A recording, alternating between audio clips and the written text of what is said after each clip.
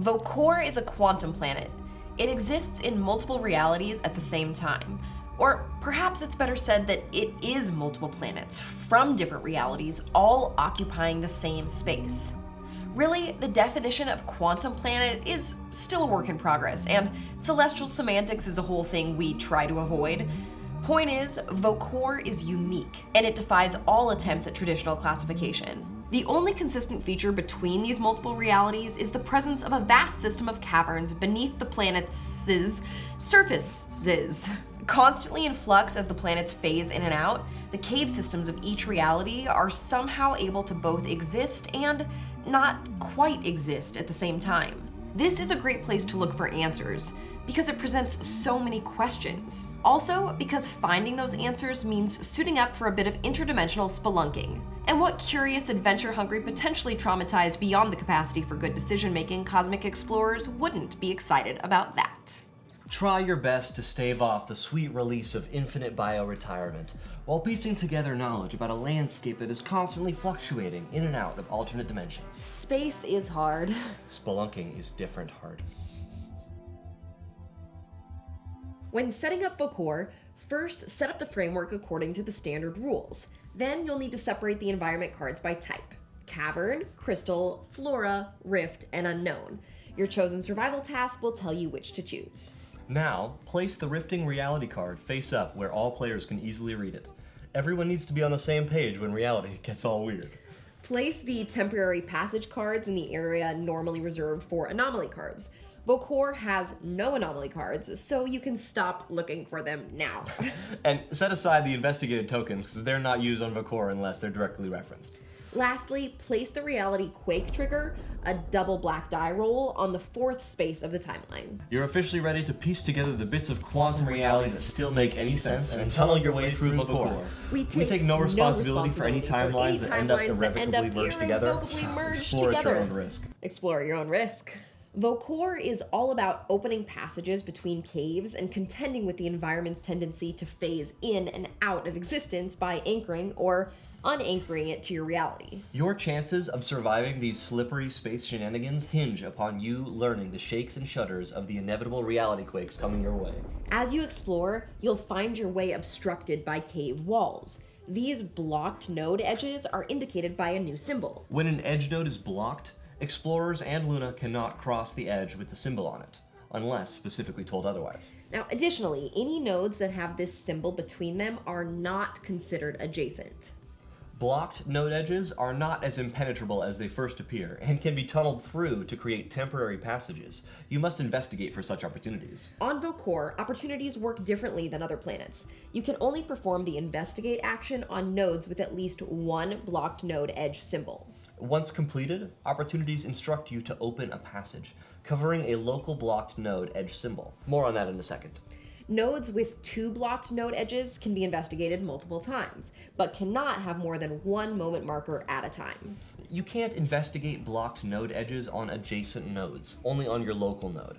If you want to see what's going on over there, get tunneling. Discoveries gained go into your player inventory, and no anomaly card is drawn. Help! I'm desperately trying to open this passage! Well, luckily for you, you will gain access to effects that let you open a passage. Thank goodness. Usually, though not always, by completing opportunities. This will allow you to place passage cards and tokens onto the environment. There are two types of passages, long and short, and each serves a distinct purpose. When instructed to open a short passage, if the blocked node edge is adjacent to another node, place a passage token between the adjacent nodes, covering the node edge on each. When instructed to open a long passage, if the blocked node edge is not adjacent to another node, place a passage token and two temporary passage cards out in either a straight or curved configuration. When placing a long passage, the node at the other end is not revealed until a crew member moves through that passage. While spelunking your hearts out, the crew will move like normal, moving or being placed into empty spaces to reveal new environment cards from the deck. Passages are treated like node edges. The crew does not stop on them. Nodes connected by passages are considered adjacent. If an environment card is revealed in a space connected to passages, slide it under them so those passages cover the aligned node edge. Once connected to a node, passages cannot be altered or removed unless specifically stated. Once all passage cards and or tokens are placed, you cannot open more passages until some are returned to the supply. If a move or effect reveals a node and you would pass over a blocked node edge, then whoops, you ran into a wall. Return to your original node and leave the new node revealed. If your movement or effect is not consumed, you are free to try a different direction or do something else entirely. If a tunnel would cover that blocked edge, this does not apply. For example, this explorer's node is adjacent to the other end of this passage, since the passage is just a big ol' node edge. Now, if an effect would place them on an adjacent node, they could reveal an environment card at the other end of the passage and place themselves on it. What was that? A reality quake. Whenever the time token reaches the reality quake trigger, the play area is altered by the effects of a reality quake. This means you'll need to roll both discovery dice and add them together, then move the reality quake trigger that many spaces forward on the timeline. Remove each node that is phased from the play area and shuffle them back into the environment deck. Resources and structures on these are returned to the supply. If an explorer or Luna are on a phased node, it is not removed. You get to stay right where you are. Instead, all local explorers gain a distress, but only one per quake. Turns out, having all of existence shift around you is an uncomfortable experience. Who'd have thought? And if any passages become unconnected on both ends from a quake, return them to the supply. Vo'Qorr has some hazardous properties that are worth committing to memory. Long passages like this, they have the cramped property. That means that only a single explorer can move through these at a time. So any effect that you have that allows you and your buddy to move through won't be comfortable so long as you have to pull yourself through the jagged cracks of an interdimensional hole in the wall. Ugh. Plus, Luna can't come in here anyways. Locations on Vo'Qorr are either phased or anchored, which determines how they react during reality quakes. A node can swap between phased and anchored by using discoveries. Remember, any gained discoveries get placed in your inventory. Discoveries can be placed or picked up from your local node to change the location's property. You can do this as a free action on the Rifting Reality card, which also grants a small bonus each time you do. On Vo'Qorr, only the environment is considered to possess a property.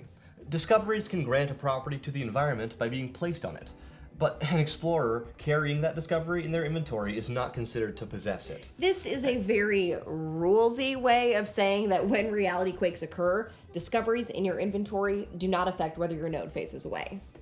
Only discoveries that have been placed on the map have an effect. If a discovery is ever removed from play, the discovery is not lost. Instead, it is placed in the discovery tray, and its opportunity card is shuffled back into the opportunity deck. Luna is here to help with everything she can. Including helping you place discoveries in hard-to-reach places. Doing this can also enable her to overcome her fear of cramped spaces to fit through passages she normally cannot. She's so brave, isn't she? And now it's your turn to be brave. Venture into the unknown, ever-changing caves of absurdity on Vo'Qorr. Bring a buddy, bring a flashlight, and whatever helps you stay tethered to reality. Open new pathways, then watch them phase away into nothingness. All while attempting to not forget which reality you are from. Space is hard. Try not to die.